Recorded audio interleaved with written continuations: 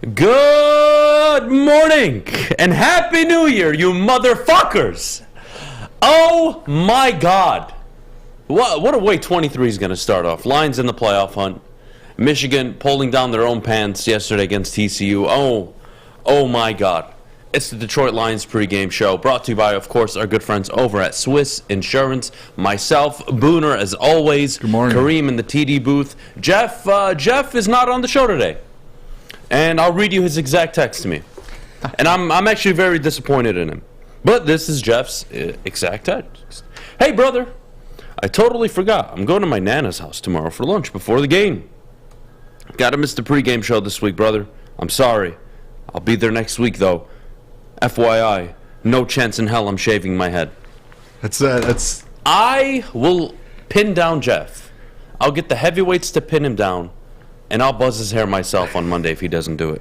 Yeah, I think he has to do it. I mean, he put it out there it's on Twitter. There's receipts. I think everyone in the chat, I think everyone wants him to shave his head. That was brutal last night. The only thing that made it better to me was at midnight, Ohio State missed the field goal. Oh, my goodness. That was the only thing that made the night better. But look, it's going to be all Lions for about 2 hours. Let's spend the first 5 minutes. 10 maybe. Michigan, Booner, you're a Michigan man, all right? Obviously, you know where I stand, but I'm going to try to be as objective as possible with you, okay? Your team choked away an opportunity to be among the elites, to be among the teams that have won college football playoff games, teams that have made a college football championship game. You dropped the ball.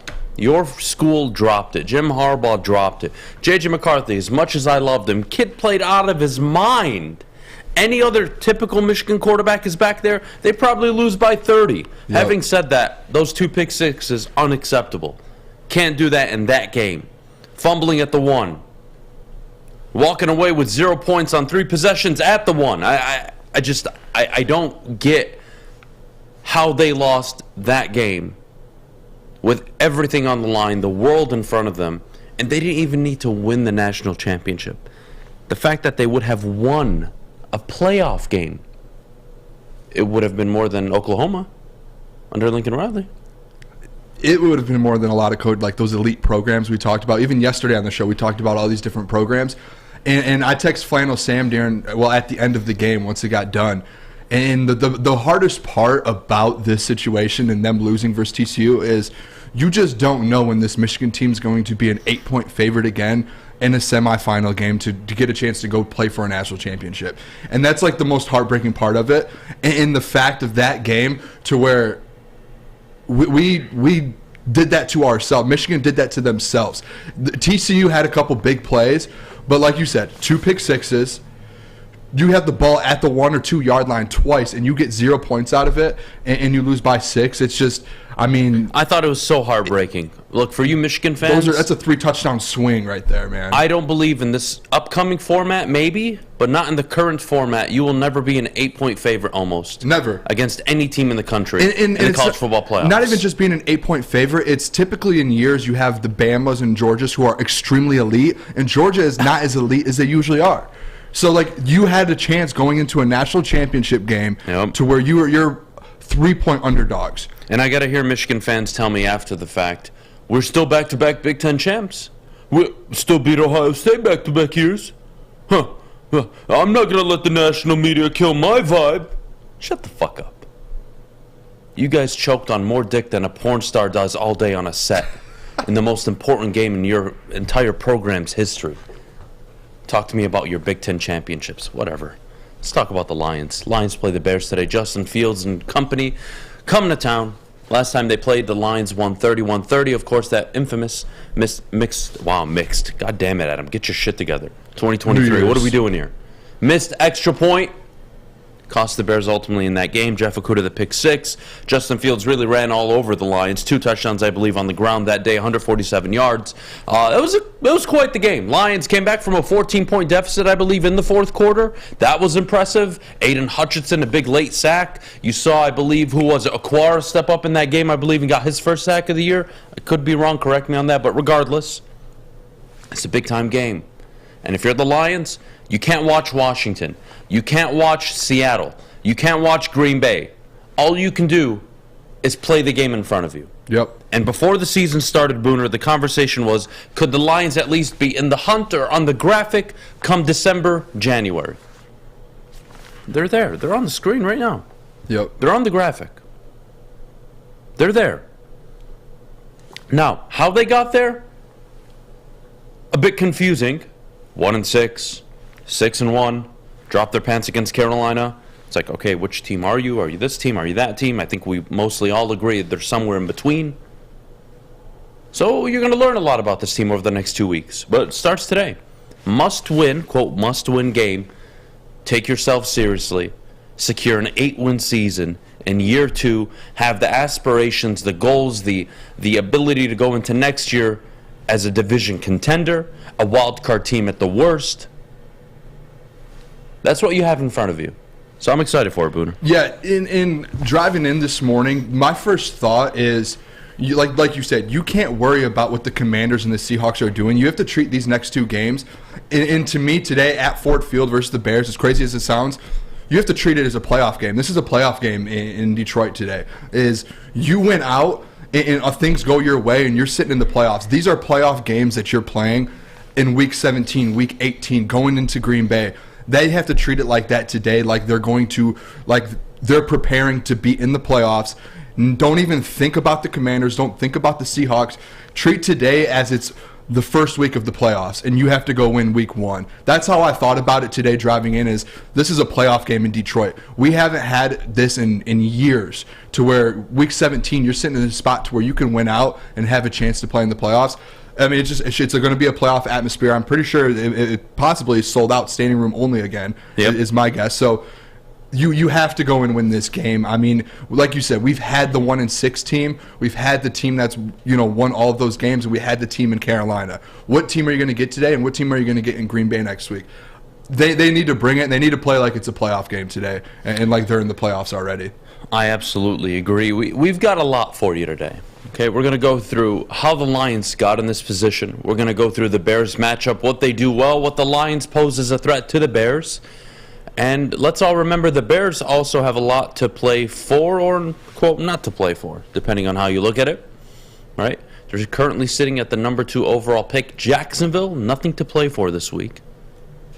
Will they rest their starters against Houston? And if they do and Houston wins, a Chicago loss today vaults them to the number 1 overall pick position, I believe. Not to play for Chicago in a good or a bad way, depending how you see it. If you're a Chicago fan and you want a draft pick, well, there you go. That's what's at stake today. If not, and you just want to beat the Lions, well, there you go. Oh, it's January 1st. I'd even wish my brother happy birthday today, by the way.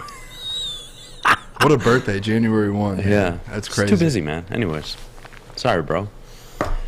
Oh, God, this is going to be fun. This is going to be a fun show. We got Stick, Flannel, Sam, all the guys at the brass rail. They'll be checking in a little later on throughout the show, as always. But we will take a quick break.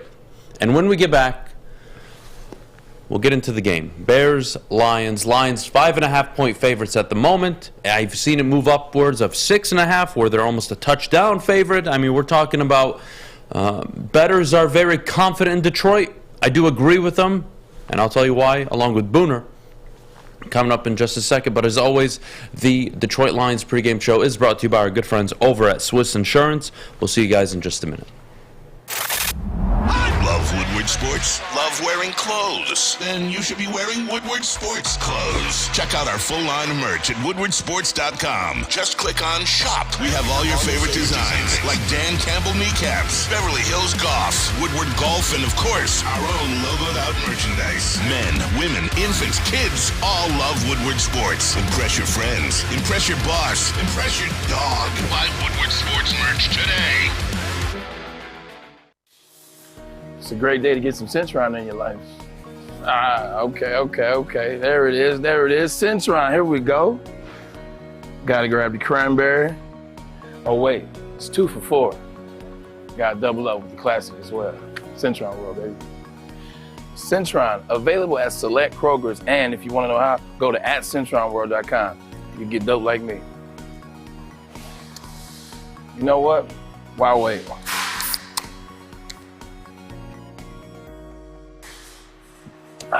Great taste, guaranteed. All right, we are back here on the Detroit Lions pregame show, brought to you by our good friends over at Swiss Insurance. Kareem, if you don't mind, let's take a quick check-in with Stick down at the Brass Rail today, downtown Detroit. Make sure you guys, you're walking to the game, you're going to the game, or you're just looking to hang out. Go to the Brass Rail, check on Stick, go see if Flannel Sam's alive. I hope he is. Probably sure killed hope himself, so. God knows. We'll check in with Stick. Stick, what's going on, buddy? All right, Lions versus the Bears. We are down at the Brass Rail inside the Cuervo zone. My name is Stick. Adam, this guy's got to be with you. He's got receipts on his phone, an actual recording. I'm not sure we're going to say exactly what you told him to do, but it is something, well, I'll let you explain. What's your name, man? My name's Walker, and Adam, I got one thing for you. Yeah, apparently Adam was running his mouth in the chat, but, you know, that's what he does, okay? Yeah, man, Adam, I respect you, but man, you gotta treat us with some respect out here. We all Lions fans. Come on, man, come on. Who you got in the game today? Man, Lions by 40, Lions by 40. What, yeah. That's what we were doing our staff predictions this morning. I said Lions 70, Bears 3. Oh, yeah, 100%. I'm right on that. You going to the game? Oh, yeah, I think I'm lower level. I'll be right on the field today, right on. Who are you here with? I'm here with Austin, Buddy, and then I'm here with his kid Camden. Nice. All right, who's your favorite Lion right now? I'm going to have to give that to St. Brown. St. Brown? He's been doing it, man. He's been doing it at a crazy pace, matching like only elite wide receivers and where he's been doing catching balls, efficiency, everything. He's up there, man. What jersey are you rocking, the Barry? Oh, yeah, Barry, all day, Barry. All right, man. Well, we're live at the Brass Rail. Adam, you owe this man an apology, doesn't he? Yeah, it's all right. We're Lions fans. We family. We'll get over it. But next time, man, it's not going to be so easy, all right? That's right. Come to the studio, man. I got your back. Adam, back to you. And just one more time, give Adam the finger. Oh, my God. That last middle finger. I probably have that coming. When you tell as many people as I do to suck your dick, I mean, one of these days they're going to show up, right? That's like one of the things I always worry about every once in a while. It's like one day I'm going to show up to my morning show. There's going to be a stampede of people just standing right there. That's definitely going to happen one day. 100%. I don't want to say I can't wait for that, but that would be an electric morning show. Well, we have cameras, so at least, like, you know, we can post it on social media. Yeah, that will do good on social for sure. Man, that jackass, by the way, didn't share his username or whatever he is or however he identifies in the chat. He might be in there right now. So how am I supposed to know him? If you're in the chat, reveal yourself, buddy. God, I really want to know who this is now. Was that like? I mean, if I told him to suck, you know, if I told him that, which I'm sure I did, there was probably a really good reason. I don't just throw it out there, right? You probably said something really stupid. Having said that, sometimes he said the Lions are going to win by 40. That's very interesting, pretty bold. Yeah, I don't think the Lions will win by 40. That's interesting. That's interesting. Let's get into the game, though. Let's have some fun. Lions Bears. Second meeting of the season. Lions came back. Obviously, I kind of already alluded to this earlier. Came back, won the game, spectacular fashion. Really set up what was the catalyst for them to go on their win streak that they won 6 of 7, I believe. Right? So that was a big game at the time, and here we go since. The Bears have lost 8 straight. And it's the Bears who are... Season's over, but we want to see what else we have out of Justin Fields. Looks to be our guy. I'm not a fan, but that's a whole different conversation, which we'll get to in the second hour. But at its core, just face value, you're looking at the Lions-Bears game today. What scares you? I mean, I think it's what everyone knows is Justin Fields. I mean, last time we played him, he had, 150-plus rushing yards, 2 touchdowns. And even one thing, too, people I don't think are talking about in this game is that first game, Cole Kmet had himself a game. 70 yards, 2 touchdowns versus us as well. Obviously, he's not like a Justin Jefferson threat, but he was effective versus us, and we struggled against him. But I think the biggest thing that scares me and anyone in the chat, anyone going to this game, watching this game, is can the Detroit Lions stop Justin Fields? Because the last couple of games, he's struggled a bit on the ground. He hasn't had as many rushes, like 7 or 8 a game. But he had 15-plus rushes versus the Detroit Lions last time. He had 150-plus yards.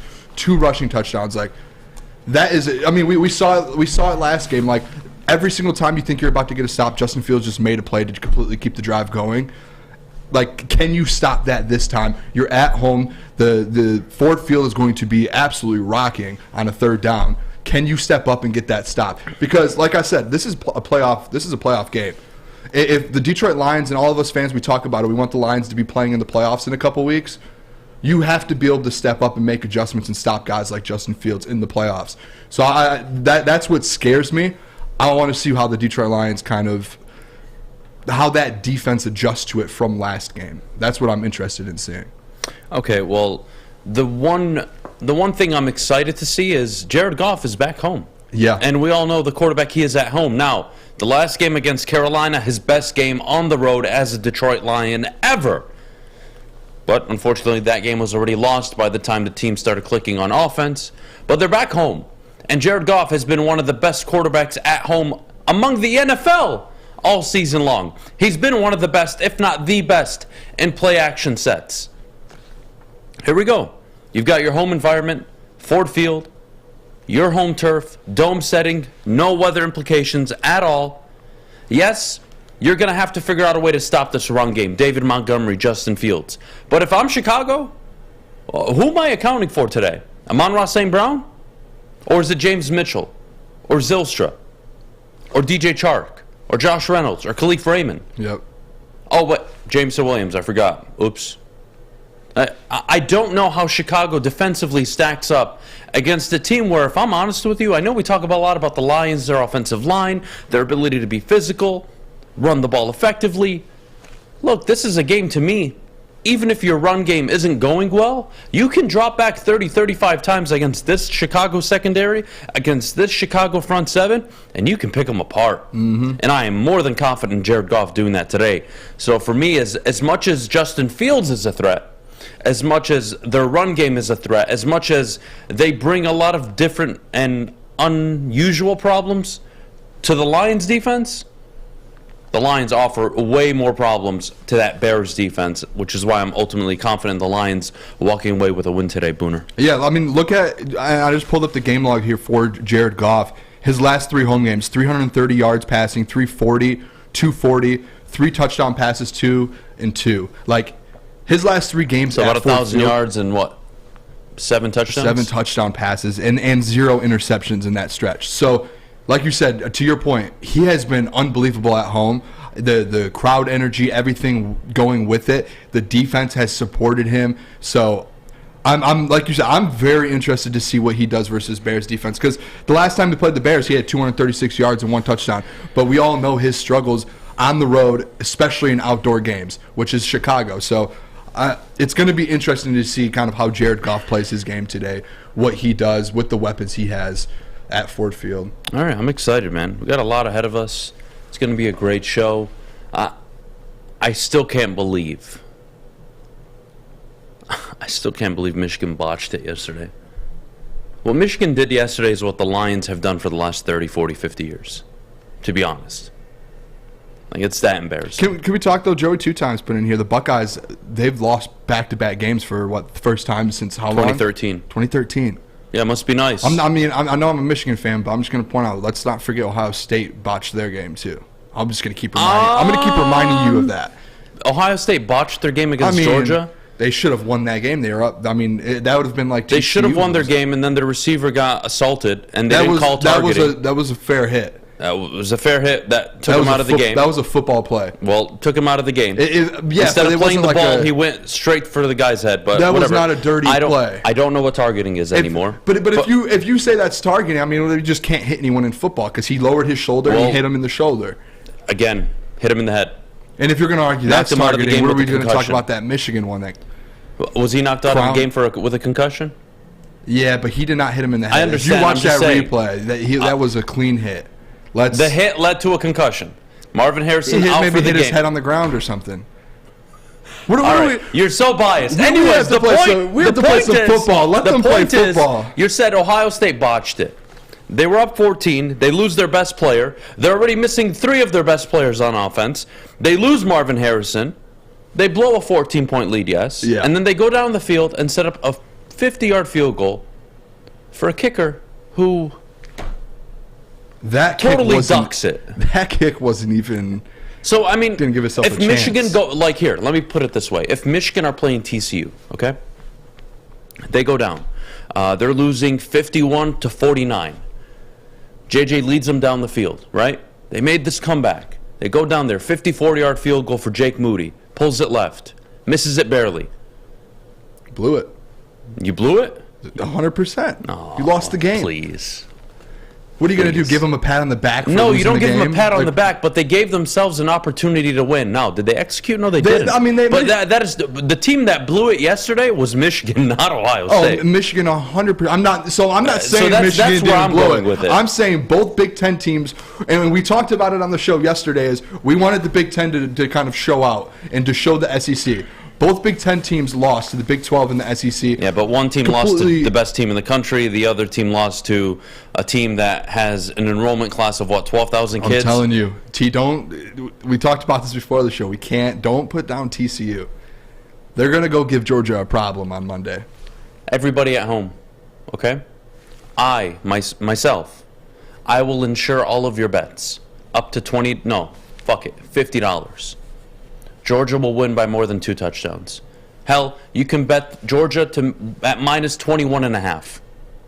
Go minus 30. I don't give a shit. Georgia is going to treat TCU like Vanderbilt. And then you're going to come on the show and you're going to tell me, I'll take 2 touchdowns. We can make a bet. The loser has to wear Georgia or TCU gear. I'm down. Next Sunday. I have no affiliation, so it doesn't bother me. We have to figure something out. We'll figure a bet out here. We got to get Jeff to shave his head, but anyways. We need to do that. That's a whole different problem. Here's what we got. When we get back, Lions played Carolina last week. Missed a huge opportunity to really put themselves in pole position for a playoff spot. Now they need to win out. So let's go through the playoff scenarios.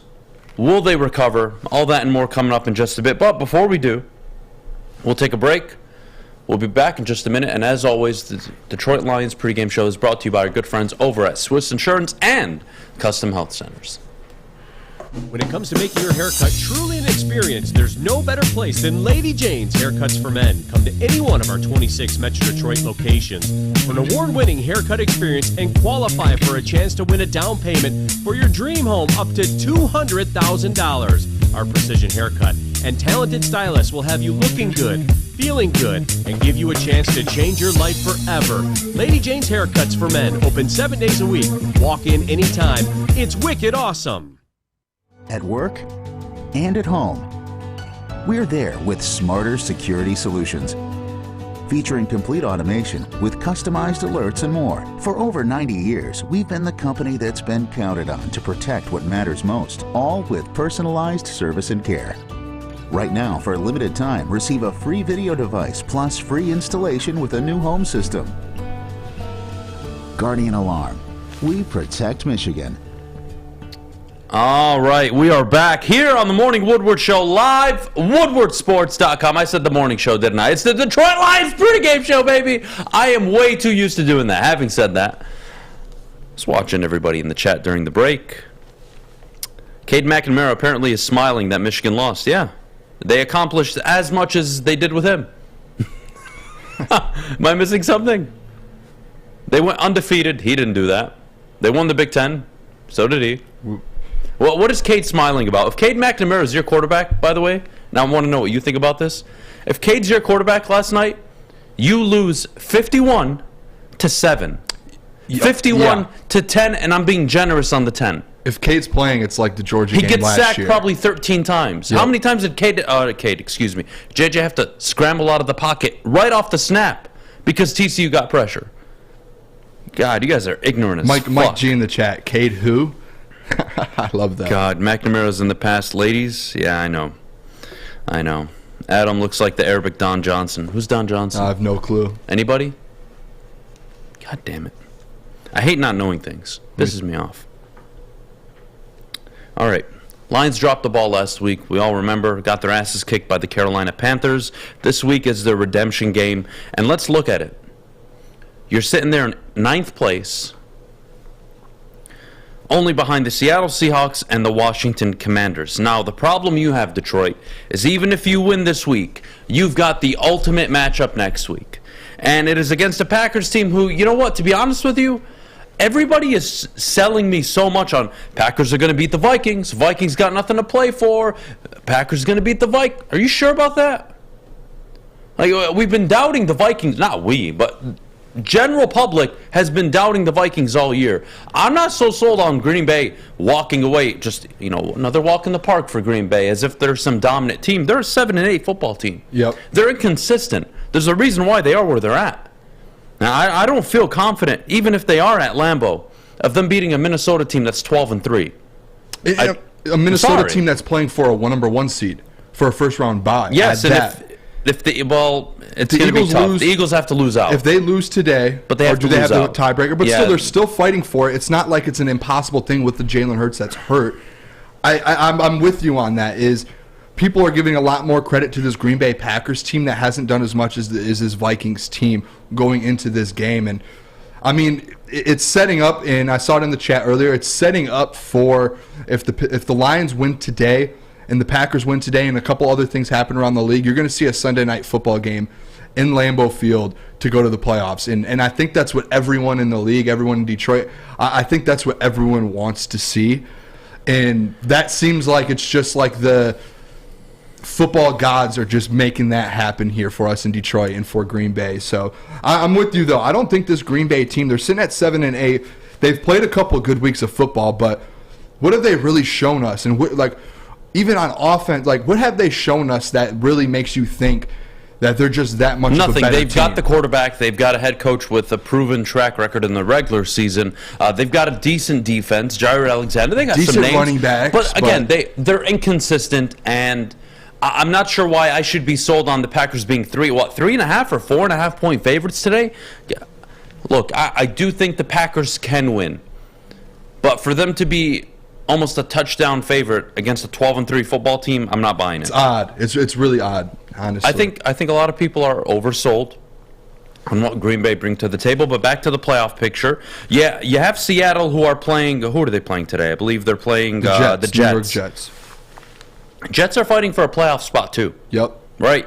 So that game's a toss-up. But to me, I don't see Seattle as the threat. I don't. I do think Seattle, regardless of what happens today, will finish the season 1-1. Yep. Okay, so they're out of the picture. Washington, this is one of my best bets of the weekend.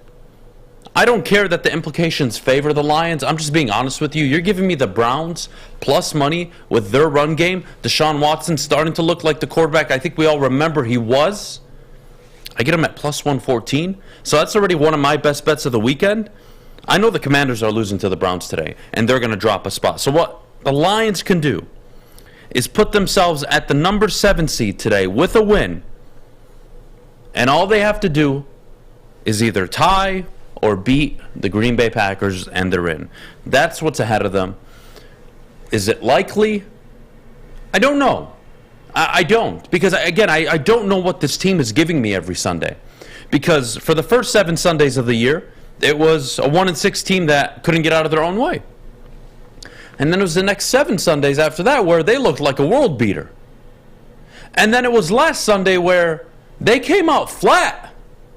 In a game you can't afford to come out and lay a duck like they did. And now you have no margin for error. You can't play bad football anymore. You could have won last week, beaten the Bears, and then walked into Lambeau likely with the opportunity to still get in. This is a scenario too that scares me.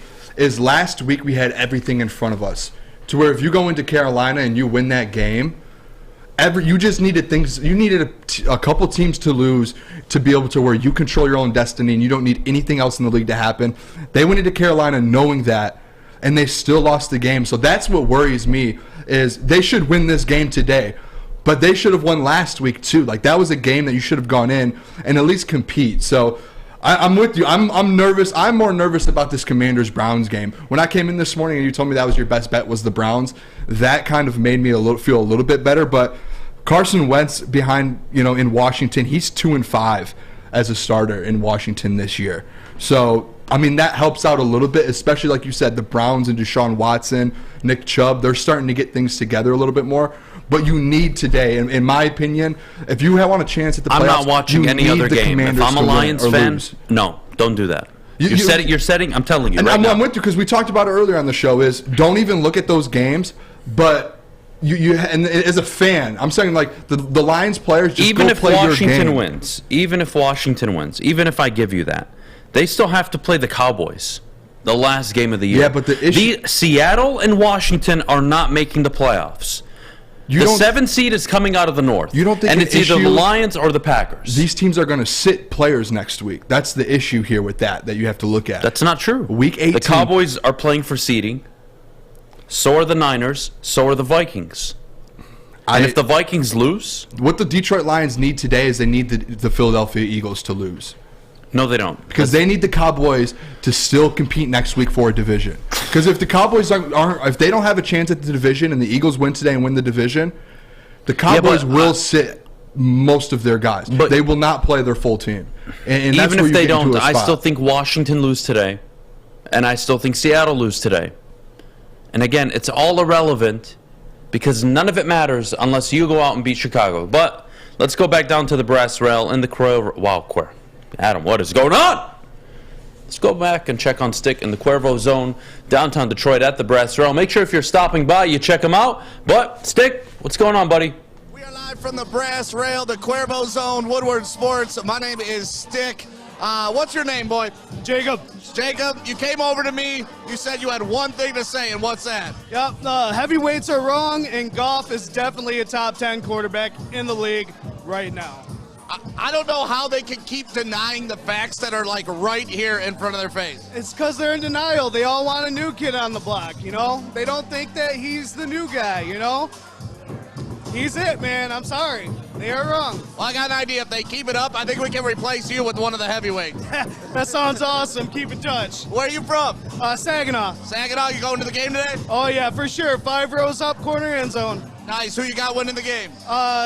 Definitely Detroit, man. Give me a score prediction. Let's go 31-20. 31-20? 31-20. All right, and when we see the heavyweights here at the brass rail, we're going to let them know about Jared Goff too, right? Oh, yeah, for sure. Definitely give him crap on that one. Number 16 for life. Back to you, Adam. Pregame show going on. We're at the brass rail, Cuervo Zone. Hey, and Adam, be nice to Fish, all right?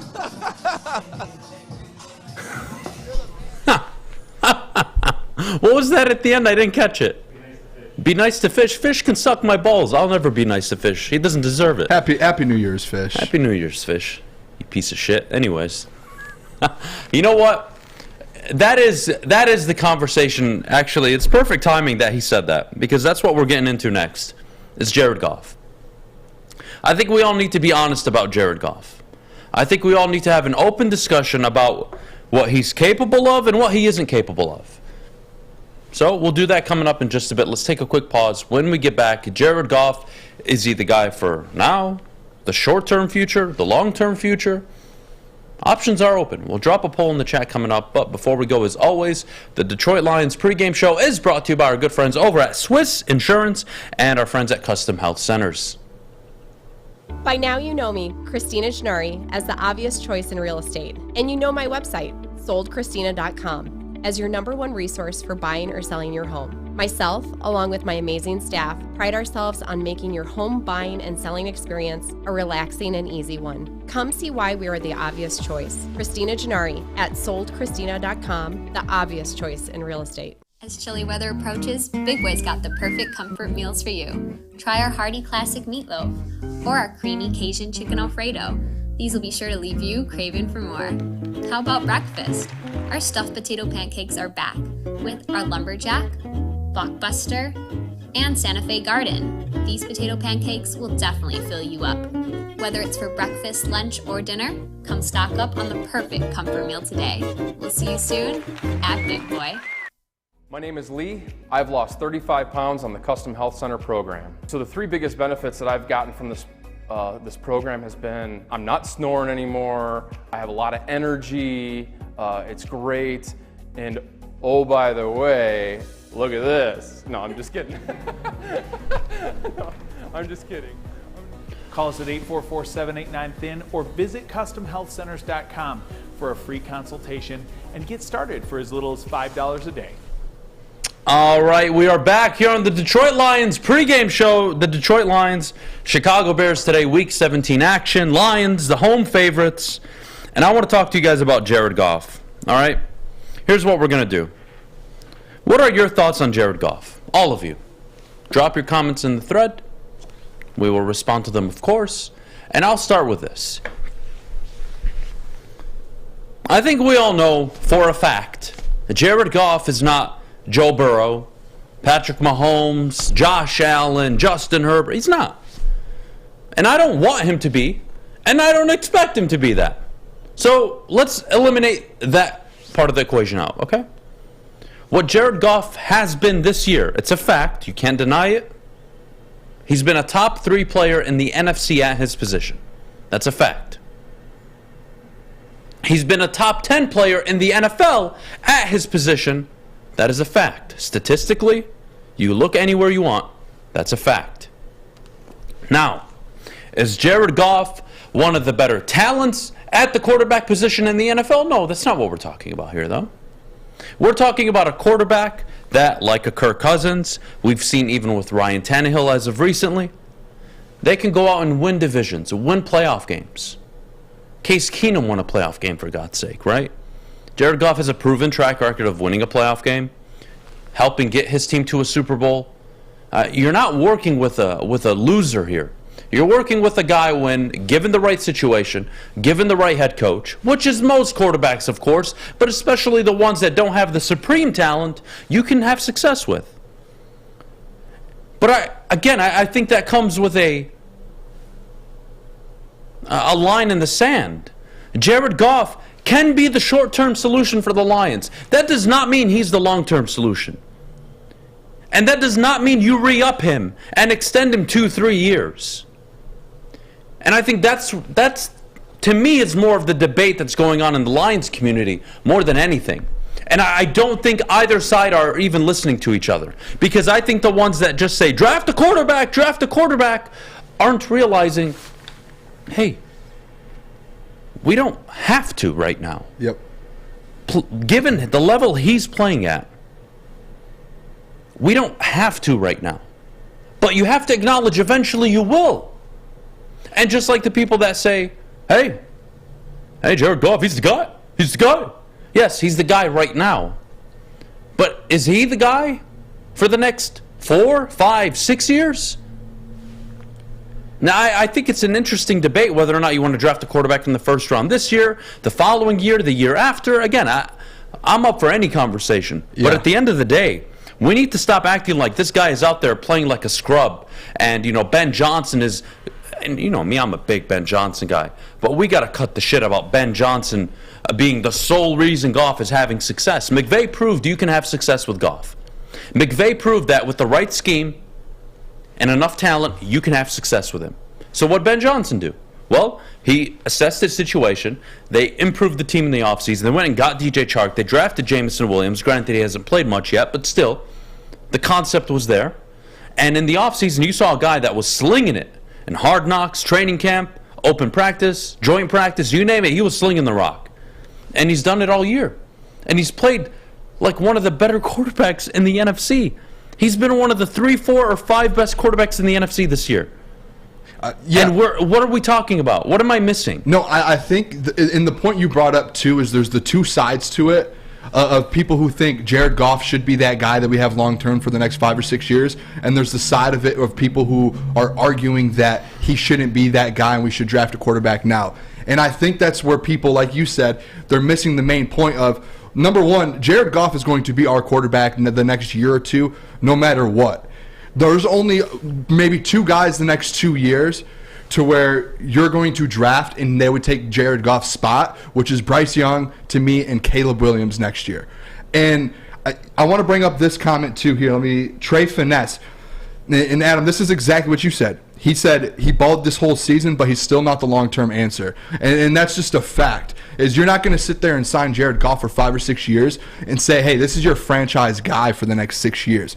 But he's your guy the next year or two. He's proven at 2 places now in LA and Detroit that he can win a game when he has guys around him and when he has the staff around him to win games. I do think the next year or two that Jared Goff is going to be our guy. That's the thing that both sides need to wrap their heads around. Now, Adam, I don't know if you're like on my side with this though. Is I don't hate if you have to take a quarterback later in the draft to say like the Patriots usually do or the Chiefs, like these teams do. They take those shots at guys to put behind Jared Goff to see if a guy develops. But I'm stuck in the spot here, and a lot of people in the chat have said it the last 5 minutes is. They need to focus on defense in the draft. They don't need to worry unless you're going to get a Bryce Young somehow, some way. You're able to go get a Bryce Young. No, okay. But realistically, somehow, some way, if you're able to get a guy that is a franchise guy in a generational guy, you have to take him. Okay. But Jared Goff will be your quarterback next year. Yes, fine. He will be your quarterback. Fine. And that's what people have to get across is he will be here for another year or two, and that's a fact. Let's all go around the room. I'm going to give all of you in the chat an opportunity to say something. Yes or no. I don't want yes and a reason. I don't want no and a reason. I will ban you from the chat if you give me anything other than yes or no. Fair? Cool. Do you, as a Detroit Lions fan, believe in Brad Holmes as the GM? It's a simple yes or no. I will stand here and patiently wait for your answers.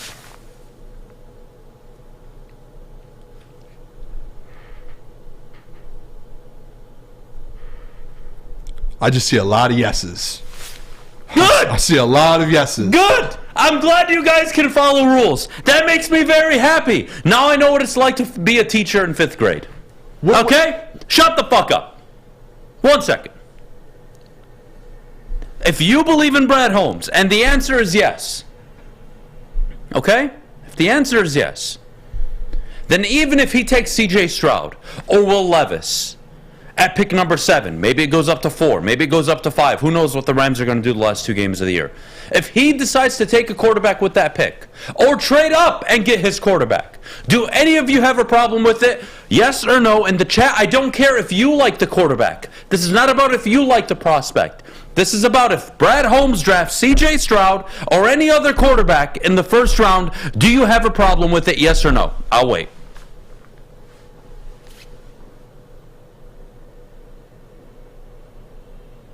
A lot of no's.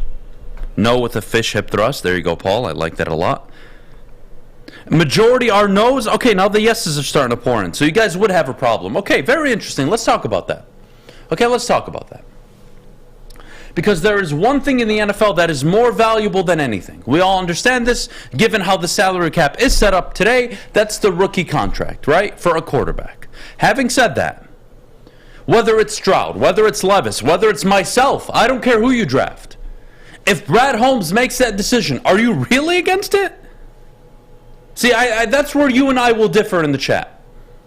Because if the GM that I've given all this credit, this praise to, goes out and says, this is my guy for the future, Jared Goff will be the starting quarterback in 23, he's going to sit a year and then we're going to insert him, I'm okay with that.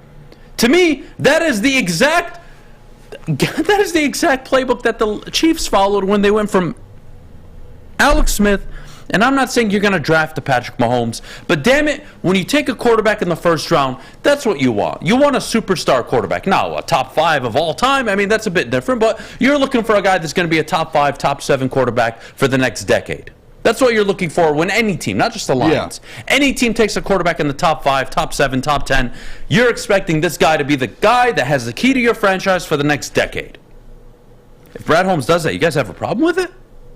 That's where you and I differ. Even if I don't like Will Levis, I did this Friday on the show with Jeff, even if I don't like Levis, even if I believe they need to go all in on defense, the moment my GM drafts the quarterback, see this fake watch I have on my hand? I start the timer. Oh, we're on. The build actually has started. This is all nice in games, and you can win some games. You can even win a division next year with Jared Goff. Nothing wrong with that. But none of you can sell me on the idea that Jared Goff, outside of, at the latest, playing the 24 season, is here in Detroit. He should not be the quarterback in Detroit by 25, 26, or 27. Because those will be the prime years of your offensive line, your defensive line, Amon-Ra St. Brown, all the first, Jamison Williams. These are guys that are all going to be entering their prime. And you're not going to be you're not going to be able to afford them if you still have Jared Goff lying around in 2025, 2026 on a 28, 34, $50 million, not $50 million, I'm being dramatic here, but you guys get what I'm saying. No? Yeah, no, and I sat there was a weeks ago when I sat in the chair and I said the exact same thing on the Rich Eisen show, and I've said this multiple times through this season. Brad Holmes, last year for the draft, he said the reason we didn't get any quarterback is we did not fall in love with the guy. Yep. And the time we fall in love with the quarterback is when we'll take our guy. And what did I say in that chair about a month ago on the Sunday show? I said, do not be surprised if Brad Holmes falls in love with the quarterback this year and he takes him, whether it's a Will Levis, whether it's a C.J. Stroud, or whoever it is. So I'm with you on that. I didn't realize we're on the same side here with that. I trust Brad Holmes. He hasn't given any of us a reason to be like, if you take a court, like every pick he's had almost has hit. He hasn't given any of us a reason to not think that he can go out and get that guy, that franchise guy. So when he does do it, I'm with you. You can't sit there until it gets proven wrong. You can't sit there and say, hey, I think Brad Holmes made a bad decision, because he is hit on all of his picks. I find it odd. Again, a lot of you in the chat believe in Brad Holmes. 90% of you said yes. 90%. But it was split down the middle the moment I said, do you trust him to draft a quarterback? Yeah. So I'm going to answer it again. A simple yes or no. Do you trust Brad Holmes this year in the first round only? I'm not talking a flyer in the second or third or fourth round. Do you trust Brad Holmes to draft a quarterback to be your future in the first round this year? Yes or no? That's what we're going to ask. Now I'm waiting.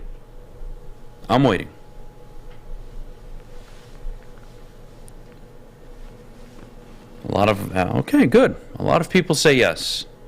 As you should. A lot of yeses are coming through. And that's, again, so why do we have these heated debates over Jared Goff? Jared Goff is not the problem.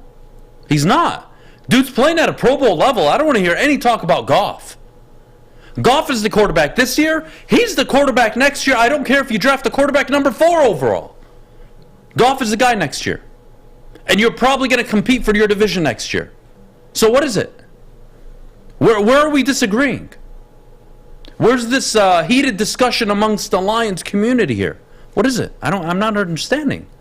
If we're all on the same page, where's the problem here? Where is it? Now, is the problem in who you want them to draft? Okay, now we can have a different conversation.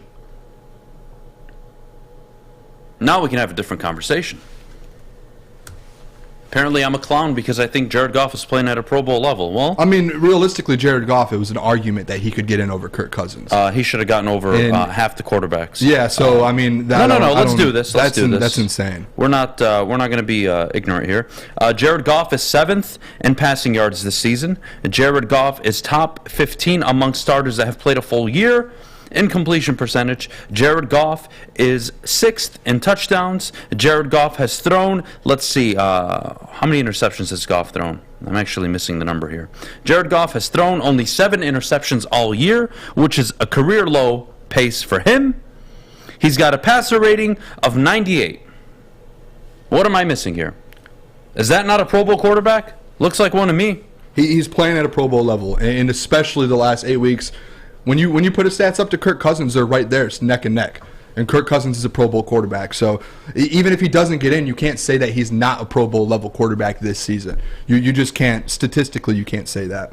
I'm not getting, is it Goff or is it the system? Kevin, I think it's a little bit of both.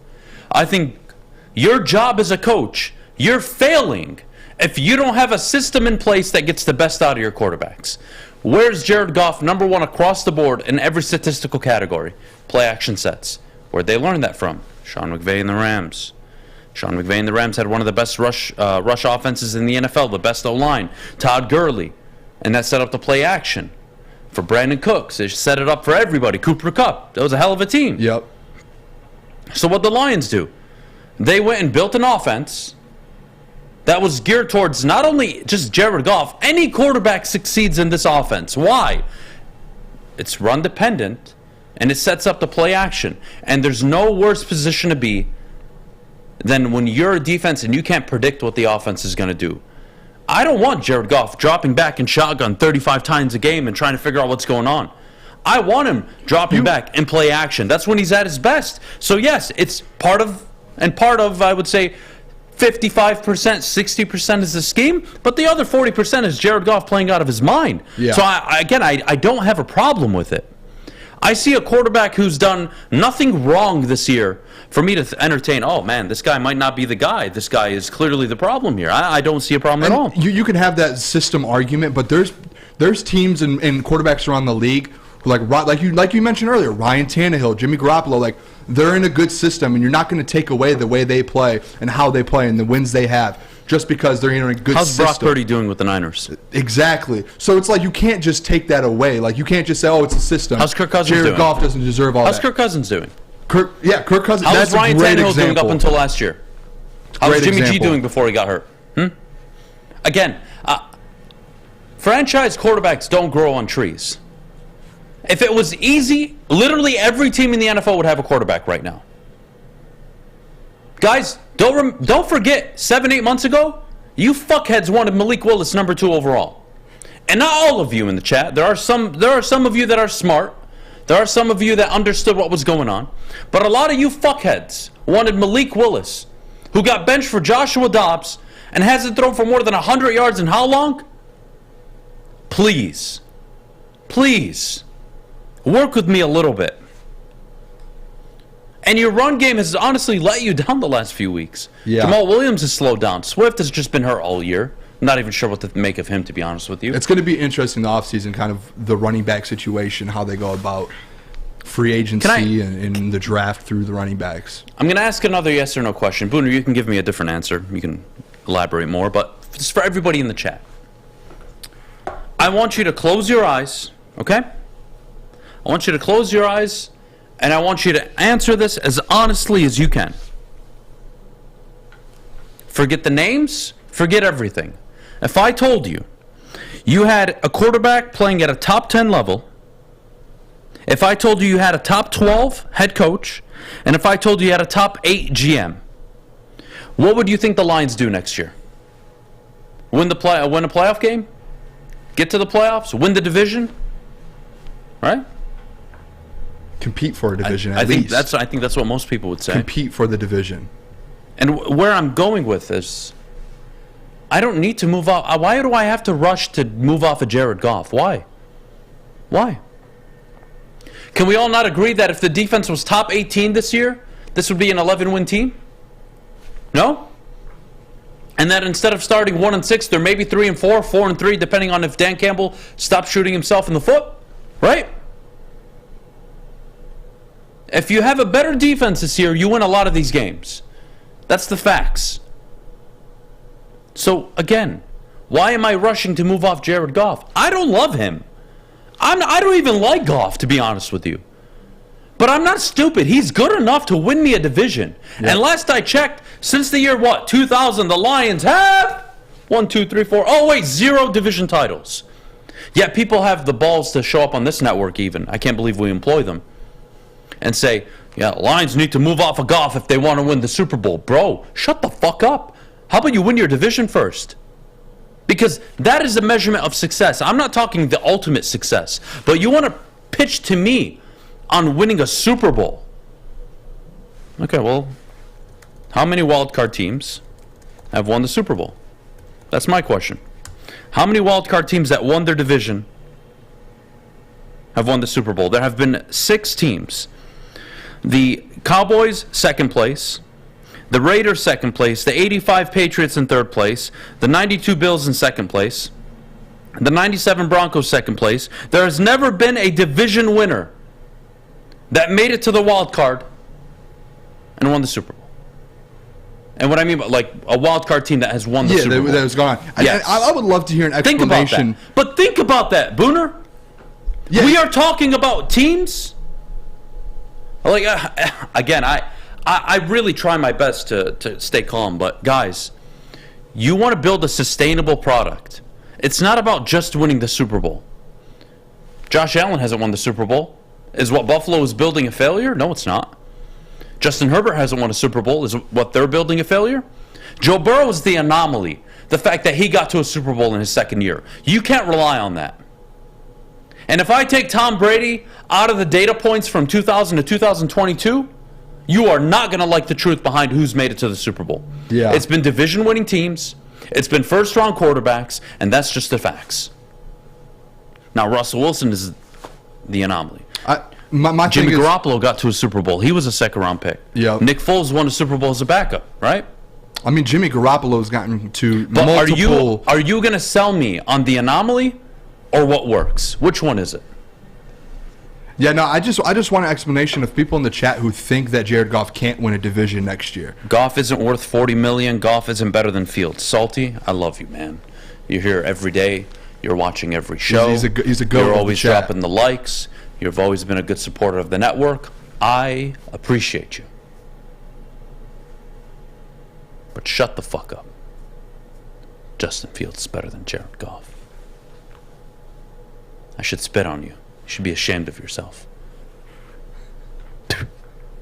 Disgusting. I can't handle Adam. I can't. Justin Fields is better than Jared Goff.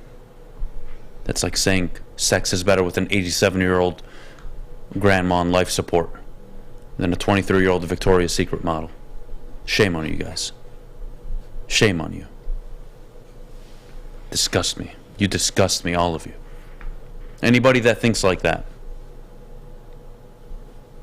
you're dead to me, all of you. We've kind of run this on for too long. We got to take a break. That was a long Jared Goff segment. Worth it. When we get back. You know what? Wait, I don't want to take a break yet. Let's check in with Maddie. Let's go to Maddie. Let's get her pregame update report. Maddie, Happy New Year. What do you got for us? Maddie Miller here with your Detroit Lions pregame report. The Lions are holding on to their playoff hopes for dear life heading into the New Year's Day matchup with the Chicago Bears. Coming off a pathetic performance last week, the Lions need to bounce back in a big way. While the Bears have now lost 8 straight games, Dan Campbell and the Lions are not underestimated the talent of Justin Fields and the rest of the team's capabilities. The Lions will be without safety Deshaun Elliott, giving Iffy his second career start. While his start last week wasn't the strongest in the books, Coach Campbell is confident he will have a better performance today. The Lions also elevated safety Brady Breeze from the practice squad yesterday as a backup. Justin Jackson made the inactives list, meaning we will see Craig Reynolds for the first time since he was on IR with a rib injury. That's all I have for you right now. I'll keep you posted as more comes in. Maddie, you are the best. Happy New Year. Thank you so much. When we get back, we'll get back to the Bears-Lions game. We'll preview the key matchups. The wide receiving core for the Bears. No Darnell Mooney. Obviously, he's out for the year. Can Chase Claypool and that Aniquis St. Brown, can they give this Lions secondary problems? I don't think so, but we'll get to it in just a second. But before we go, I got to tell you that this Detroit Lions pregame show, as always, is brought to you by our awesome friends over at Swiss Insurance and Custom Health Centers. The sports marketing agency would not be who we are without great community partners like Higuera Health and Carol Zaniga. It's an awesome opportunity to partner with your organization. Higuera Health is a comprehensive behavioral health organization. We serve children through older adults with mental health, substance use, and developmental disabilities across Western Wayne counties, and really excited to now be in downriver communities as well. Give us a call at 734-458-4601. Introducing the Planet Fitness Guide to getting that post-workout glow. Step 1, what's your why? More epic energy, better sleep, blow off steam? Step 2, join Planet Fitness for just $10 a month and get moving in our clean and spacious clubs. Step 3, bask in that post-workout glow. Join Planet Fitness today for just $10 a month. Join today at any of the 50-plus Detroit area locations. All right, we are back here on the Detroit Lions pregame show, top of the hour, 12 o'clock. It is now officially the afternoon, the first afternoon of 2023, and the Detroit Lions will be kicking off in just about an hour. I can't wait. Whew, let's go to the chat. I'll never forget when Adam told Maddie to wear a mask. When did I say that, Brandon? Why don't I remember that? When did I tell her to put on a mask? Was that like an insult? I need the story. I need the story. Yeah, what are we talking about here? Like I need to know now. Like a COVID mask? God. Maybe. I don't know what's... Maybe. I have no idea. I'm going to wait for Brandon to say something. Let's see. Quote, shut the hell up, fish. Mute your mic. Adam, yeah, that is one of my go-to lines. And this is a parlay in the chat. What do you think about this? Oh, God. DNC Entertainment. Equanimus, or however you pronounce his name, St. Brown touchdown. Amon-Ra touchdown. Fields touchdown. Fields 100-plus yards, plus 7,900. The St. Brown How much money parlay. is he putting on it? He didn't put it on there. He said the storyline parlay. It must be the St. storyline Brown parlay. I like it, honestly. St. Brown touchdowns. Honestly, I like it a lot. Adam, do you like C.J. Stroud sitting for a year, maybe two, then coming in? I like... I'll tell you what. If Stroud is available at 7, let's say he is, and I doubt it, and the Lions draft him, even if it's Will Levis, let's say, any rookie you take is walking into a perfect situation. A good offensive line, a capable run game, a creative offense, play action, Amon-Ra St. Brown, Jameson Williams. It's a rookie quarterback's dream. It's one of the best And you situations. sit him for a year and he gets totally acquainted with the playbook? Oh, man. Oh, man. Yeah, I think it's one of the best situations in the NFL. We've talked about it before. I mean, any rookie quarterback coming into Detroit, whether they have to sit a year and learn, I mean, the weapons you have, not even just the weapons, just the young weapons. Here, we'll do this because a lot of people are putting their bets. I will share the active bets that I have going on. Do not judge me. Remember, don't be as irresponsible as I am. This is not me encouraging you to bet. It's me telling you what I'm betting on. Having said that, we have a small prop parlay. Jameson Williams touchdown, Travis Kelce touchdown, Ramondre Stevenson touchdown, Tyler Algier anytime touchdown, Nick Chubb anytime touchdown, Daniel Jones anytime touchdown. That $10 pays out $4,000. $10. Fuck it, right? All right, cool. Now let's get to the real bets.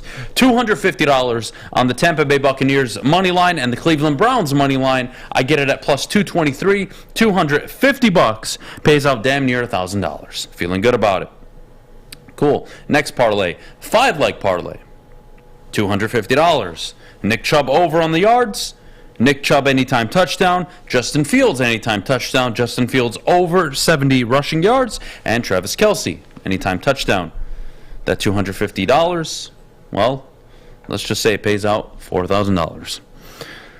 Next game, a game leg parlay, $100.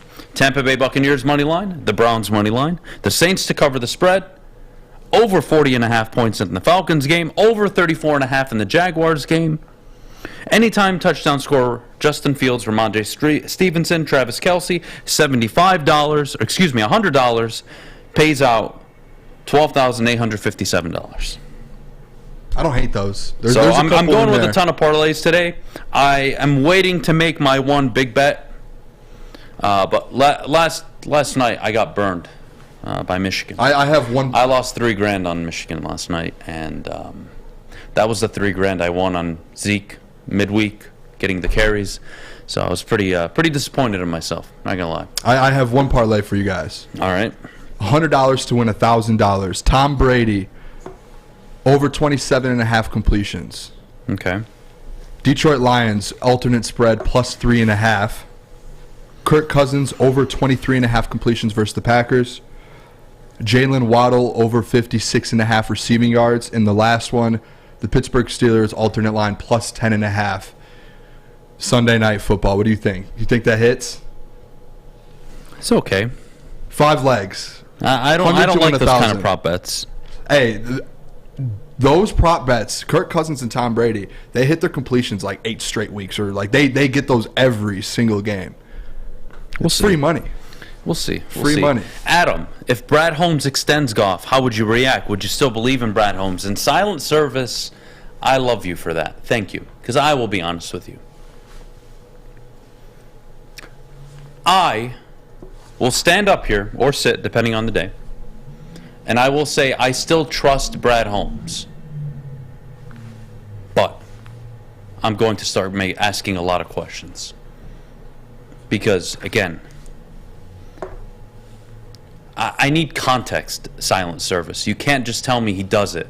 Does he do it coming off a division title and a close playoff loss, and Dan Campbell has emerged as the offensive Mike Vrabel, and they're going in the right direction, and they just want to load up on the roster, and he got a team-friendly deal? See, to me, it could make sense.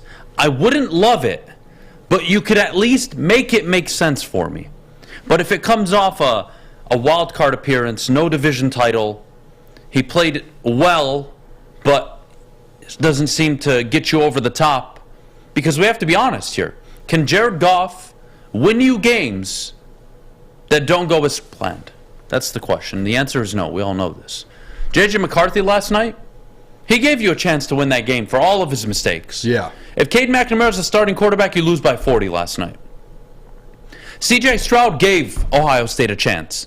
And you know what? To his credit, Stetson Bennett played really well last night. Yeah, he struggled to start, and then he turned it on. He flipped the switch, and they went and got the win. But the point is, in the NFL, who can win me games even when I have a poor game plan or we just come out flat? Do you know what proves that right, too, though? Go ahead. Is him on the road.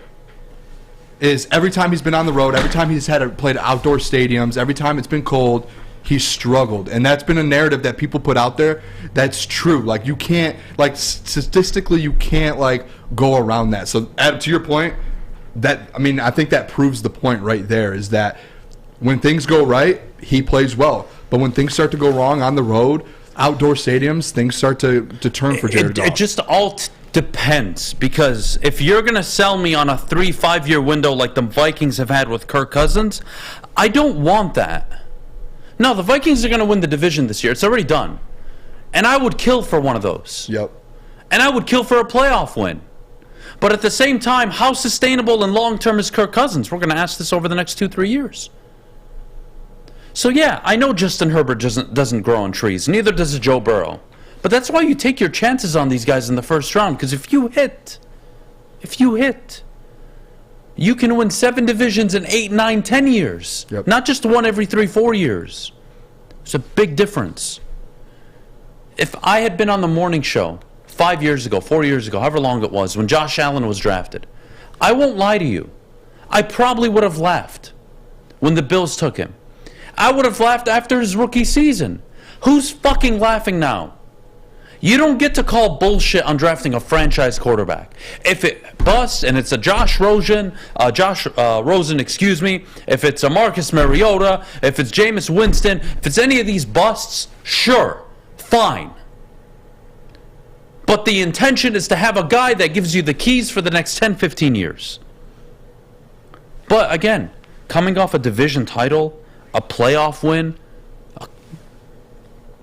and they extend him? That is a great question, Silent. And it's one that's going to keep me up at night. It is. But remember this, and this is what I will say. Remember that Alex Smith won division titles. Alex Smith won playoff games. And after a 12-4 season, the Chiefs moved up to 10 and drafted Patrick Mahomes. Remember that, Detroit. Yep. So even if you do extend him, it is never too late to move off. Now, how friendly is that contract? It better be friendly. It better be like Derek Carr, where you can release him for almost nothing. But that's the only way I can buy into the extension, is if this team is having hyper success, winning division titles, getting to the divisional round, dare I say a championship game.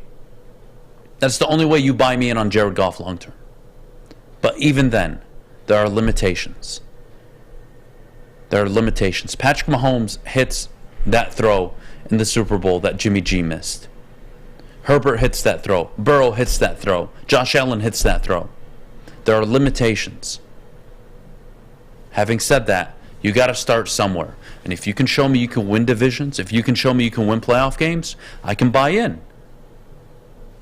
But just remember, the 12-4 Kansas City Chiefs moved up to 10th overall and drafted Patrick Mahomes, sat him for a year, and the rest is history.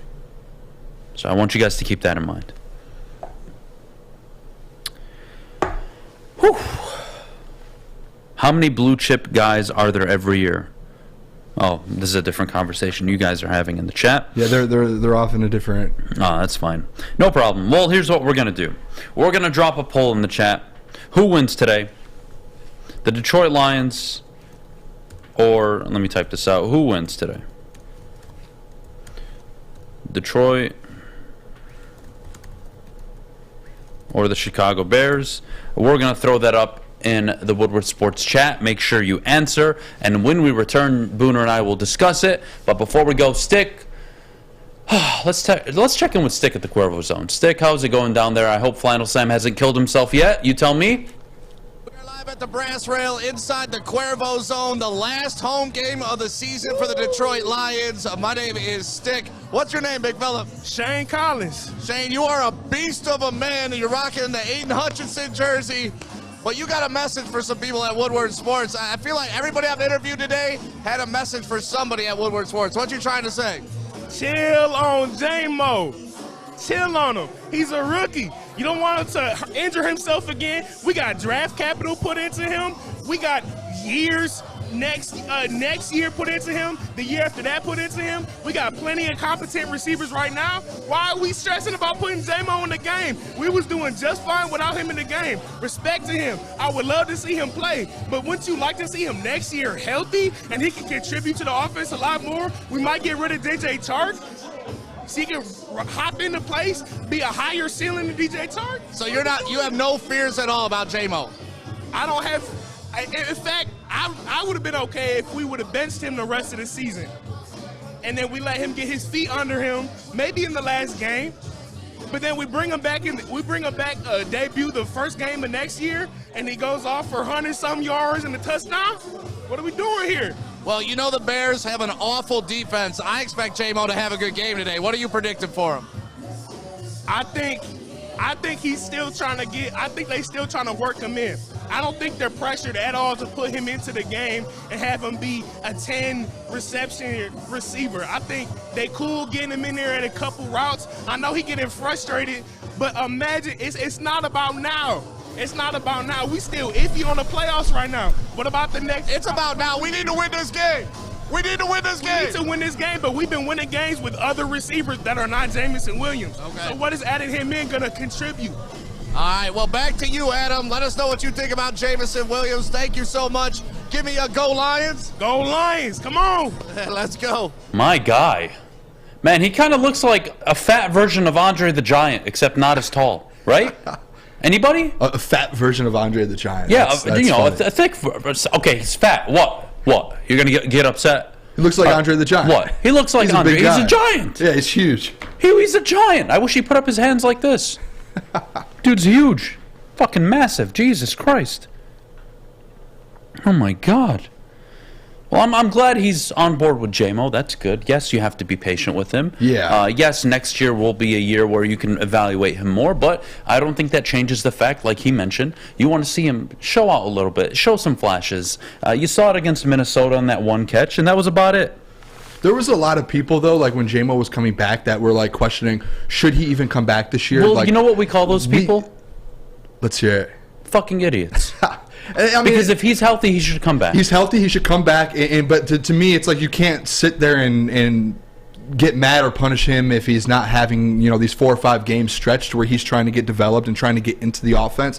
You can't sit there and like put that on his resume that it's bad. Let him get back into the game. He's been out a whole year. He's coming off a huge steal or injury. I just read the greatest comment in the history of this chat. Where is it? Please, guys, you got to stop typing. I need to find it. Stop it. Stop it. Stop it. Oh, my God. Oh, my God. Oh, my God. Oh, my God. T, stay cold. With the greatest comment I've ever seen in the Woodward Sports chat. Do you guys remember that Eddie Murphy movie? Anybody? The fat Eddie Murphy movie? Anybody? The Nutty Professor. Get the fuck out of here! That's exactly what we look like! Oh my God! Can we play the video again? That's the Nutty Professor! Watch this! Oh my God! Oh my God, that's the Nutty Professor. 100%. Play back. Debut the first game of next year. That's the Nutty Professor! Get the fuck out of here! Oh my god!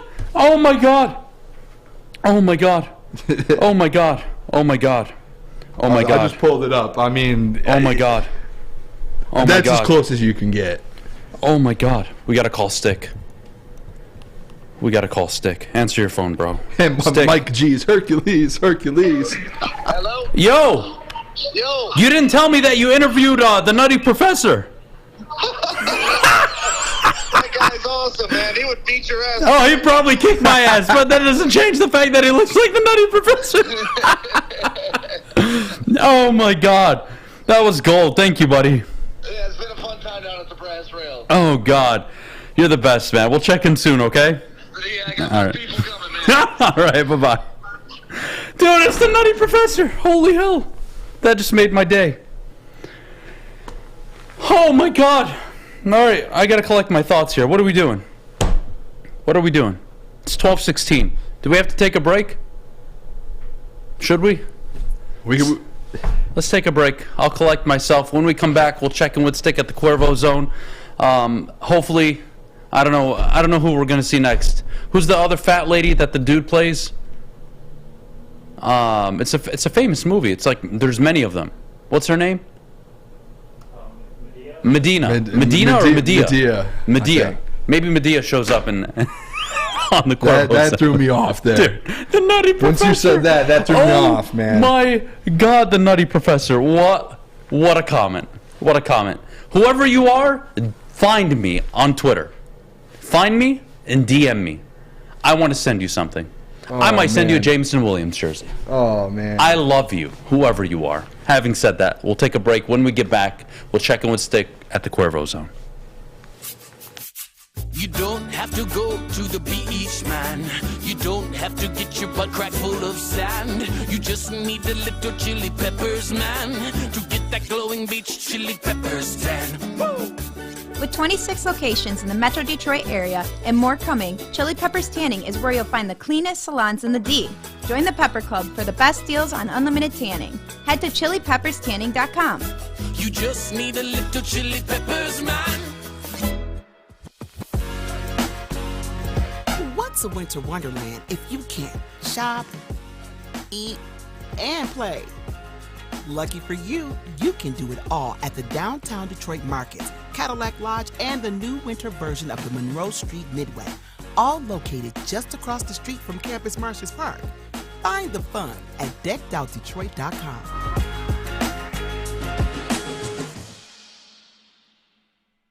Hi, I'm John from Better Rate Mortgage, and to me, family is more than blood. That's why I have the biggest family in Metro Detroit. If you're looking to buy a house or refinance and need a loan, come get treated better than family by me and our entire team here at Better Rate Mortgage. We pride ourselves on giving you better advice, better service, and a better loan experience. That's why we are Better Rate. If you're looking for a new mortgage, come get treated like family. Actually, better with Better Rate Mortgage. Visit us at mybetterrate.com or call at 248-480-4467 today. All right, we are back here on the Detroit Lions pregame show, brought to you by our good friends over at Swiss Insurance and Custom Health Centers. Week 17, the Chicago Bears and the Detroit Lions, but it's Maz's favorite time of the Sunday, and that's the NFL Pick'ems. So let's go through the slate of NFL games. Maz, he's not here, so we'll do it without him. Start with the Carolina Panthers. Booner spotted 3.5 points, underdogs against the Tampa Bay Buccaneers on the road. Who do you got? Yeah, I want to go Panthers just because of last week, but I think they have a down week. I do think they're playing for a division, but I just don't think that team with Sam Darnold has the power. And I do think, and I've said it every Sunday, I feel like I've been on the show, is the Bucs and Tom Brady will turn it around. I think that's this week. I'm 3.5. Give me 3 points. I'll take the Bucs. You're taking the Bucs. I'm going to take the Bucs as well with the 3.5. I wish it was 3. It was 3 earlier in the week. Yeah. But I'm still going to stick with Tom Brady and the Tampa Bay Buccaneers. Adam, can you keep doing the Maz impression? That was great. Yeah, baby. You sound like Booner. you sound like Dickie V too. Well, that's exactly what Mass sounds like. Like that sounds more like Dickie V than Mass. To me, that sounds like Mass. That is. All right, the Browns spotted 1.5 points. The Commanders 1.5 point favorites at home. Who do you got in this game? I'm not even going to go Browns +2. You're taking money line? I'm going money line. Yeah, well, let's stick that. with the points here, but I'm with you. This one's easy. We already went through it. Yeah. It was one of my best bets of the weekend. We talked about this before the show. Browns You 1.5. can't trust Carson Wentz at all. 100%. Let's continue. The Eagles spotted 5.5 points against the Saints without Jalen Hurts. Your thoughts? I'm going to go the New Orleans Saints. I like the underdogs, and I know it's crazy to think, but Gardner Minshew, they did do well with him last week versus the Cowboys. I just think it's going to be a one-possession game. It screams one possession to me. I don't think the Eagles, I think they struggled out through the stretch there. The defense last week versus the Cowboys, they were decent versus Dak, but Gardner Minshew, his turnovers, man, he could not figure things out. So I'm going to go +5.5 the Saints. If you're giving me plus money, I'll take it. I love it. Give me the 5.5 as well for the Saints. Cardinals, Falcons. Cardinals getting 6.5 points on the road. Give me the Cardinals to cover here. I don't think Atlanta is 7 points better than anybody in the NFL. Even if Atlanta should and will win this game, give me the Cardinals to cover. Yeah. Actually, you know who's starting in that game for the Cardinals? Who? David Blau. Shut up. Detroit Lions. So I don't know if you still want to take that. But David Blau is starting. I'll take the Cardinals as well. Give me David Blau to make his Olympic wife happy. I'll never take the Falcons as favorites, at least in the state that they're in. I'll go the Arizona Cardinals. David Blau from Detroit. We're not from Detroit, but Detroit Lions. I'll take him. Fletch Lives Daily says, who do I start in fantasy championship game today? Mark White and Garrett Wilson, or Russell Wilson and Jerry Jeudy? Mark White and Garrett Wilson, 100%. Yeah. Against the Seattle secondary that just gives up big play after big play. And they've been struggling. Jacksonville, 3.5 point favorites on the road against Houston. Who do you got here? I'm going to go Houston. I think the Jags, I mentioned it before the show, is they're in a spot to where this game kind of doesn't matter up until the Titans game next week, to where they're going to play for a division title in the playoffs. So I do think there's a situation there like the Jags have a down week, and it kind of worries me a little bit. But is that spread weird to you? 3.5 points for the Texans? I don't like it. It screams you have to take the Texans there. I don't like it. And I'm going to take the Texans as well. If anything, this is a field goal game. Either way. So I love it. Let's see. Chicago and Detroit, we will pause that for later. Yep. Miami, 3-point dogs on the road. Teddy Bridgewater, no Tua Tagovailoa. Who do you got? Give me the Patriots. 3 points. I mean, you can get a push on a field goal there. I'll take the Patriots all day. They need. I believe the Patriots, and I could be wrong in the chat if anyone knows there. I believe they just need to win out to make the playoffs, and they might need. I think they control their own destiny right now. Yep. So at home, Bill Belichick at home. I mean, I have to take it, especially like playoff implications. I think you're absolutely dead wrong. Wow. Give me Teddy Bridgewater and the Miami Dolphins not only to cover. I think they'll win this game. The Patriots. There's something about that offense that just doesn't add up. It's smelly. I don't like it. I'm gonna trust Mike McDaniel more in this situation than the OCs for the New England Patriots. And that's where I'm at with this game. I know Bill's gonna bring it, but offensively, I think Miami have just enough to win this game. Broncos, 12.5 point dogs on the road at Kansas City. I never like double-digit underdogs, but when it's the Denver Broncos and they just fired their coach, I'm going to take the Broncos to cover. I think they lose by 10. 30-20 is my score for the Chiefs. Give me the Broncos to cover this game. Yeah, I'm with you. If you watch the show every Sunday, I'm on here and I do double-digit dogs in the NFL. You have to take the double-digit dog. I don't know what the percentage is, but I mean, there's not blowouts in the NFL much. That happens, but even with the firing of the coach, these guys might be fired up. You might. I don't know if you're going to see a different Russell Wilson or what's going to happen, but I do think it's a 10, like you said, a 10-point game. 12.5 is a lot in the NFL. All right. Colts, Giants. 5.5 point favorites are the Giants at home. This was a tough one. I don't like it. I love it. Give me the Giants minus 5.5. Yep. I think they cover. I think Jeff Saturday has embarrassed and really rubbed a lot of people the wrong way, but it's not his fault. It's really Jim Irsay's fault. He is an interim coach. You're just looking for a guy to have the job just for 7, 6, 8, 9 weeks. but it's been pretty bad. Give me the Giants to cover. They clinch a playoff spot, by the way, by winning. If they win, yeah, I'm with the Giants too, 5.5. It's funny too because Jim Irsay, he took that victory lap after they won that first game, and like how he was like, oh, like we're like I know what I'm doing, and they ended up not looking great now. But yeah, I'm with the Giants on the road. I just don't see this Colts team getting up at all for this game. I don't see it. All right, fair enough. We're on the same page. The New York Jets, Robert Saleh, road favorites against the Seattle Seahawks. I think Vegas has this wrong, actually, but who do you got? I'm rolling with the Jets. Wow. I'm off the Seahawks right now. They've been playing such bad. They haven't been playing great football. Just if you're just going to say what it is, they've been struggling. So I'm going to go with the Jets. I think the Jets get the job done here. And realistically, that's good for the Lions if the Jets get that win there. So that's what I'm looking at. All right, I'm going to go Seahawks. Seahawks, give me the Seahawks to cover. I think the Jets win 27-26. Niners, Raiders, Niners, the road favorites, 9.5-point favorites. Josh McDaniels benching Derek Carr. That team is over. I think the Niners win big. Yeah, that's out of pure respect for Derek Carr. I think he got screwed. Like that situation to me was. I feel bad. McDaniels walked into a playoff team and screwed it and up. turned them into shit-ons. And they signed Devontae And then they Adams. just pinned it on Derek Carr. So I can't, out of pure respect, I'm going to go the 49ers. And like you said, I think the 49ers win huge here. Okay. I don't think the Raiders do anything today. I like it. Minnesota, Green Bay. This has playoff implications. 3 points to the home favorites, the Green Bay Packers. Booner, who do you got? I'm going Vikings. I think they're disrespected. Everyone, I think, too, in the world is going to be on the Packers today just based on that line. I'm going the Minnesota Vikings +3 on the road. I think they need to win to stay in the chance for a 1 seed. This and has they'll get it done. push written all over it. 27-24. The Vikings lose their first one-possession game of the year. Wow. The Vikings lose to the Packers 27-24, and it sets up a playoff winner-take-all next week between the Lions and the Packers. Rams, Chargers, this one's easy. 6.5 points. We're giving it to the Chargers, no? No, I'm going Rams. Really? Yeah. You bastard. The Chargers clinched a playoff spot. They're not really fighting for a seed. I mean, they're just there now. You know, like that's the thing with the, like I talked about earlier in the show, is week 17, 18. You start having these teams where they're just there to be there at this point because they clinched a spot. I think the Rams have a ton. They're trying to prove things with Baker, man. It's really odd, and we hate it here in Detroit, but I think they keep it within a touchdown here. Fair enough. I'm going to go opposite. I think the Chargers win big. Justin Herbert will have one of his better games of the year against a defense that doesn't have Aaron Donald. Yeah. Sorry, I'm not buying it.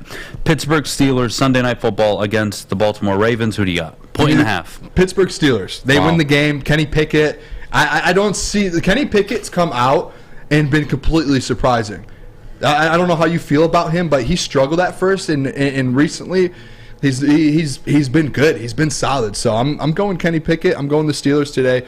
I see it here at +2, so I like that. I love it. Even though it's on the road, no Lamar Jackson, I'll go with Pittsburgh Steelers. All right, fair enough. Here we are. Teddy Bridgewater's 23-4 against the spread as an underdog, by the way. I love that number. Love. He covers, man. Love it. Monday Night Football, Bills, Bengals. I'm going to go Bills to cover the 1.5 on the road. Psych! No, I'm not. Give me the Bengals. Are you kidding me? Joe Burrow, the second best quarterback in the NFL right now. I love Joe Burrow. Give me the Bengals to cover at home. 1.5 dogs. I love it. Really? I love it. Yeah. Really? Do I look like I'm joking? No, but I'm going Bills. We're opposite here, man. The Bills are fighting for that 1 seed as well. I think they get that done. Even though they're on the road, I think they win this game by a touchdown versus the Bengals. Wow. I do. Well, I'm glad you like to be wrong. Moving on. Final game of the slate, the Lions, Bears, Booner. Let's wrap up the show. Yeah, let's do it. Lions, Bears, Week 17 matchup, playoffs on the line, 5.5 points. Who you got? I'm with the chat. I saw it was like 95%. The chat has the Detroit Lions. I have the Detroit Lions. I don't know if we're doing score predictions right now. Are we throwing that out there? Yep. Are you taking them to cover? Yes, I'm going Detroit Lions. I will go Detroit Lions 34, Chicago Bears 24. I think it's a higher scoring 50-point game, and I just think the Detroit Lions get it done. And I think it's kind of one of those games where you're sitting there and it's a one-possession game the whole You got time. balls, man. You got balls. And the Lions just pull away at the end. 2 possessions, win it by 10. Neil Rule in the chat. Adam, tell everybody I'll see them tomorrow. You're damn right, Neil, and I can't wait to watch you on Big D Energy tomorrow, live at Feldman. I can't wait. I can't wait. For the score of the Lions game, though, I think this will be a close game. I think it'll be a nail-biter. Give me the Lions to win a tough, hard-fought 34-30 football game. I think the Bears cover. Lions hold on late. I think the Lions are up 34-23 late going into the fourth quarter. Bears go down, answer, but fall just short. Give me the Lions to win this game as well. I'm on board. And that'll be it for the Detroit Lions pregame show, brought to you by our good friends over, of course, at Swiss Insurance. Appreciate all of you joining us as always. Until tomorrow, live at Feldman, the morning show, Big D Energy Live. We can't wait. A lot of Michigan fans working at Feldman, and I can't wait. I'm talking a lot of shit. Having said that, goodbye. Happy New Year. I hope 2023 is prosperous for all of you. I am going to go watch the Lions just like all of you are. Good morning, good night, good afternoon, whatever you want to say. We're out of here.